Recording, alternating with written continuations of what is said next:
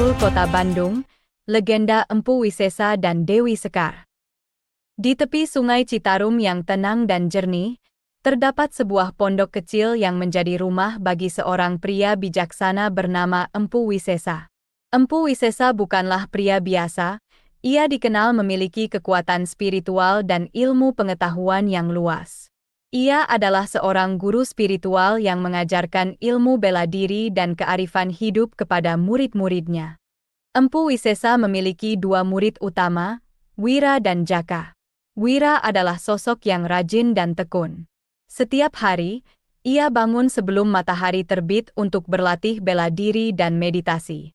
Ia selalu mendengarkan dengan penuh perhatian setiap kali Empu Wisesa memberikan pelajaran dan selalu berusaha menerapkannya dalam kehidupan sehari-hari. Di sisi lain, Jaka adalah sosok yang berbeda. Meski ia juga murid Empu Wisesa, Jaka seringkali terlihat bermalas-malasan dan tidak serius dalam belajar. Ia lebih suka bermain-main dan bercanda daripada mengikuti pelajaran dengan serius.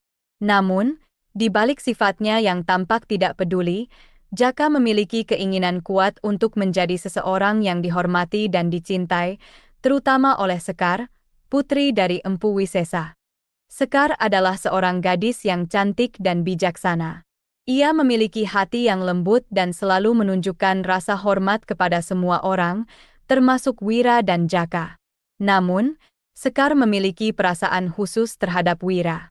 Ia melihat Wira sebagai sosok yang rajin dan bertanggung jawab, sementara ia melihat Jaka sebagai sosok yang kurang serius dan kurang bertanggung jawab.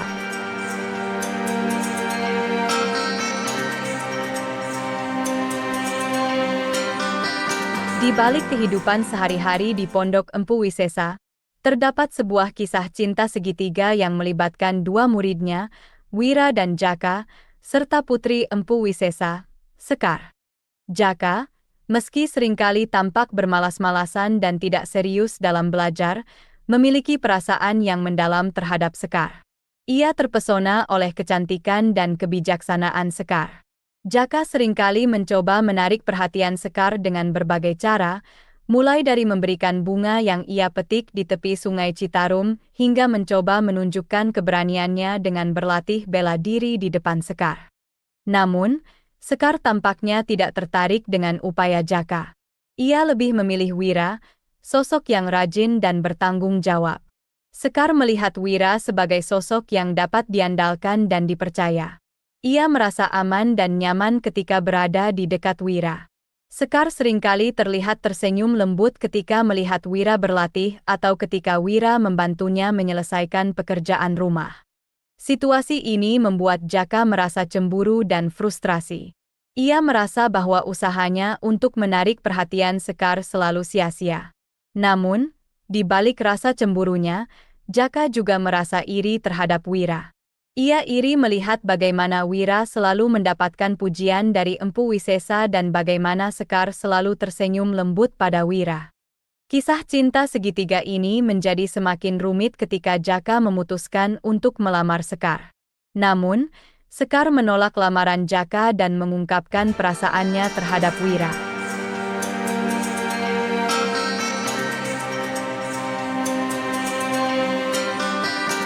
Empu Wisesa, yang merasa terganggu dengan situasi cinta segitiga antara kedua muridnya dan putrinya, memutuskan untuk memberikan tantangan kepada Wira dan Jaka.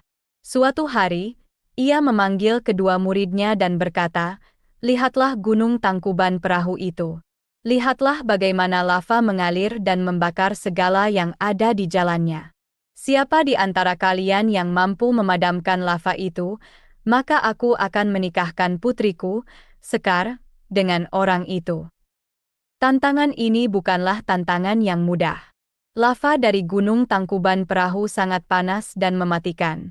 Namun, Wira dan Jaka, yang sama-sama mencintai Sekar, menerima tantangan ini tanpa ragu. Wira, dengan tekad dan keberaniannya, segera bergerak untuk mencari cara memadamkan lava. Ia berpikir keras dan mencoba berbagai cara, mulai dari mencoba memblokir aliran lava dengan batu besar hingga mencoba memadamkannya dengan air. Namun, Semua usaha Wira tampaknya sia-sia. Lava terus mengalir dan semakin dekat dengan desa. Di sisi lain, Jaka, yang merasa putus asa dan tidak berdaya, memutuskan untuk pergi dari desa. Ia merasa bahwa ia tidak mampu memenuhi tantangan Empu Wisesa dan merasa malu di hadapan Sekar. Namun, sebelum ia pergi, Sekar datang dan memberikan semangat kepada Jaka. "Jangan menyerah, Jaka," kata Sekar. "Aku tahu kamu bisa melakukannya. Aku percaya padamu." Empu Wisesa juga memberikan nasihat kepada Jaka. "Jangan pernah menyerah, Jaka. Cinta bukanlah tentang memiliki, tetapi tentang memberi. Cinta bukanlah tentang menang, tetapi tentang menerima. Dan yang terpenting, cinta bukanlah tentang bagaimana kita merasa, tetapi tentang bagaimana kita membuat orang lain merasa." Kata-kata Sekar dan Empu Wisesa membuat Jaka merasa bersemangat dan memutuskan suatu saat akan kembali ke desa.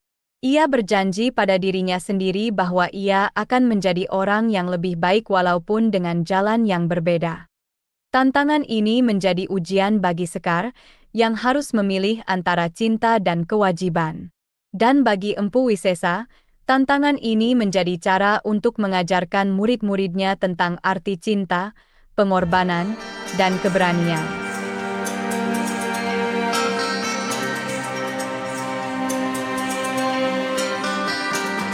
Wira, dengan tekad yang kuat dan hati yang penuh keberanian, memulai misinya untuk memadamkan lava Gunung Tangkuban Perahu.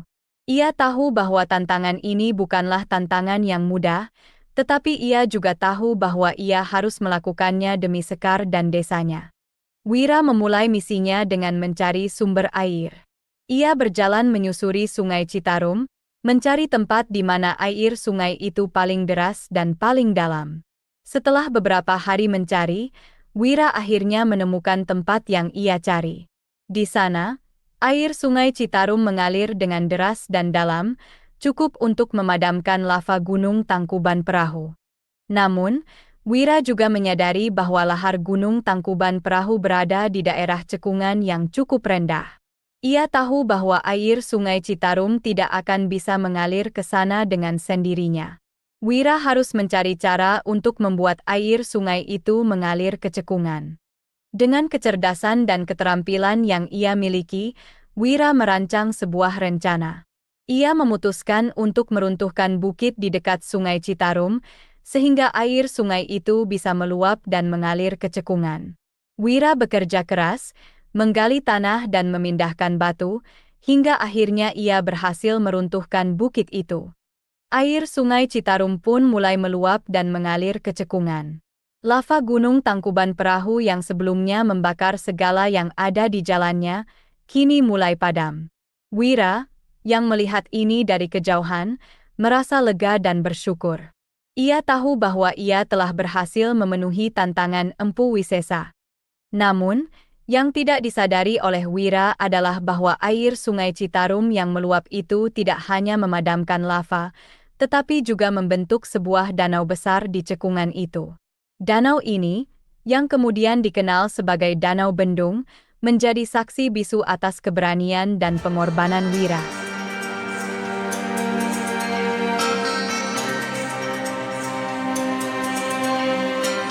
Dengan kekuatan dan kecerdasan yang dimilikinya, Wira berhasil meruntuhkan bukit di dekat Sungai Citarum. Air sungai itu meluap dan mengalir dengan deras, membawa segala yang ada di jalannya. Air itu mengalir menuju cekungan tempat lava Gunung Tangkuban Perahu mengalir, dan dengan gemuruh yang dahsyat, air itu bertemu dengan lava. Pertemuan antara air dan lava ini menciptakan awan panas dan uap yang mengepul tinggi ke langit. Awan ini menutupi langit dan membuat hari menjadi seperti malam. Namun, di balik kegelapan dan kekacauan ini, sesuatu yang ajaib terjadi. Air Sungai Citarum yang dingin dan segar berhasil memadamkan lava Gunung Tangkuban Perahu yang panas dan mematikan. Lava yang sebelumnya mengalir dengan ganas, kini menjadi tenang dan dingin. Dan di tempat yang sebelumnya adalah lautan lava, kini terbentuk sebuah danau yang indah dan damai. Danau ini, yang kemudian dikenal sebagai Danau Bendung, adalah bukti dari keberanian dan kecerdasan Wira. Danau ini adalah bukti bahwa dengan keberanian dan kecerdasan, kita bisa mengubah bencana menjadi keindahan, dan kita bisa mengubah takdir kita sendiri. Namun, Danau Bendung bukan hanya sekedar danau. Danau ini juga menjadi simbol dari cinta dan pengorbanan. Danau ini menjadi saksi bisu atas cinta Wira kepada Sekar dan pengorbanannya untuk menyelamatkan desa mereka. Dan bagi penduduk desa, Danau Bendung menjadi sumber kehidupan baru. Air danau ini memberi mereka air untuk minum dan irigasi untuk sawah mereka. Danau ini juga menjadi tempat mereka memancing dan bermain. Danau Bendung, dengan keindahannya yang mempesona dan kisahnya yang menginspirasi, menjadi pusat kehidupan di desa mereka.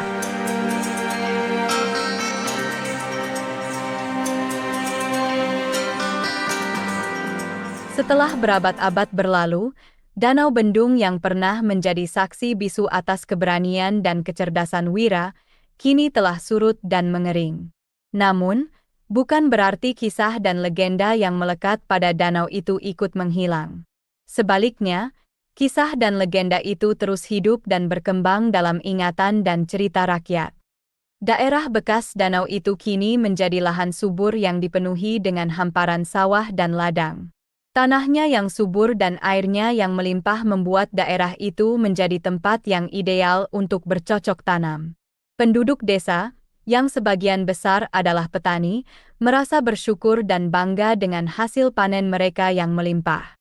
Keturunan Wira dan Sekar, yang telah menjadi pemimpin desa, memutuskan untuk memindahkan pusat desa ke daerah bekas Danau Bendung. Mereka membangun rumah, pasar, dan tempat ibadah di sana. Mereka juga membangun jalan dan jembatan untuk memudahkan akses ke dan dari desa. Daerah bekas Danau Bendung itu kemudian dikenal dengan nama Bandung, yang dalam bahasa Sunda berarti bendungan. Nama ini dipilih sebagai penghormatan kepada Wira yang telah berkorban untuk memadamkan lava Gunung Tangkuban Perahu dan menciptakan Danau Bendung. Bandung, dengan pesona alamnya yang indah dan kisah legendarisnya yang menginspirasi, menjadi pusat kehidupan bagi penduduk desa. Bandung menjadi simbol dari keberanian, kecerdasan, cinta, dan pengorbanan. Bandung menjadi cermin dari jiwa dan semangat mereka sebagai sebuah komunitas. Dan bagi penduduk Bandung, kisah tentang Wira, Sekar, dan Empu Wisesa bukan hanya sekedar kisah atau legenda. Kisah itu adalah bagian dari sejarah dan identitas mereka. Kisah itu adalah warisan budaya yang mereka banggakan dan lestarikan dari generasi ke generasi. Demikianlah kisah tentang sejarah dan legenda Empu Wisesa dan asal mula Bandung. Sebuah kisah yang mengajarkan kita tentang kekuatan alam dan kekuatan manusia. Sebuah kisah yang mengajarkan kita bahwa di balik setiap bencana, selalu ada harapan dan kehidupan baru yang menanti. Sebuah kisah yang mengajarkan kita bahwa sejarah bukan hanya tentang masa lalu, tetapi juga tentang masa depan yang kita ciptakan.